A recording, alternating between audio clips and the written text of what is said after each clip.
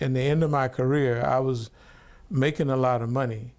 And they say, I used to live in Africa too. We had many exile groups in America in the 60s, the Black Panthers and other black nationalists that had been exiled from the U.S. They didn't want to exile, they ran away because they didn't want to go to jail. Yeah. So when I left America, I went to Algeria and I spent time with them. And as I spent time with them, I began to study those concepts. And so I moved, even before I left, I moved from just acquiring wealth and power and gangsterism to wanting to help the liberation movement. The liberation movement was over there and they didn't have money. So I moved back on this side to South America and Mexico, and I began to ship drugs to the U.S., which I knew how to do, and I would take the money to the exile groups because they didn't have any money. So, but eventually, I knew that the government had a hand in selling and managing drug distribution inside of the U.S., but when I was in Colombia and Peru and Bolivia, I realized for certain the government controls it. So I couldn't help the liberation groups with money on one hand and send drugs to the other people, and you killed 10,000 and you saved 100.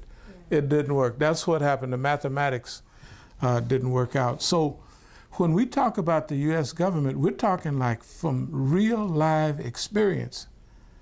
Real, I mean, day-to-day experience. If I mention a group, I either was in prison with them, like the Puerto Rican Liberation. I was in prison, the guys that shot up Congress in 1950, we was all in prison together. The Symbionese Liberation Army, one of the guys, Theodore Wheeler, we was in a little kiddie jail together. We was friends since the 50s. Literally any and all of those groups. I don't know if you ever heard of the Soledad Brothers, George Jackson, Fleeta Drungold, and those guys. One of them was my workout partner with weights, Fleeta Drungold from LA. So when we're talking about the U.S. government, we're talking about the U.S. government from a functional, historical, I've seen this with my own eyes.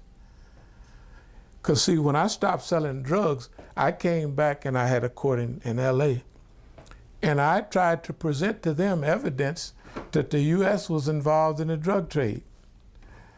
Well, you know, most of my witnesses was drug dealers and criminals, so and the case fell apart. Yeah. But it's in the court record from 1973.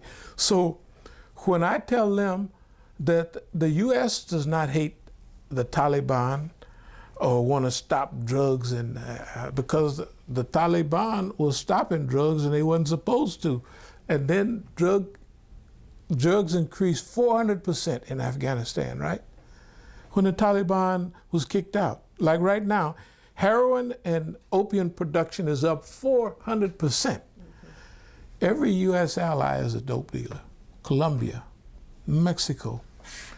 The heroin that used to come here in the old days, French Connection, just one. No, just to turn your seat just a little bit to no, this way. That way. There you go. Guess where it came from? Turkey, U.S. ally. Iran, U.S. ally in those days before the revolution.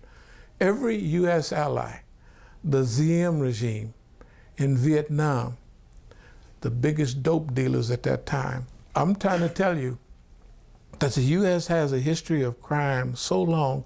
I found out about what they was in the drug field. When I became a Muslim, I saw they operate the same way in the political arena. That's why I have, when these programs are over, if the people are intelligent, you notice we have a good conversation. The lady, we have a good conversation. The professor, we have good conversation. But idiots like Nawaz,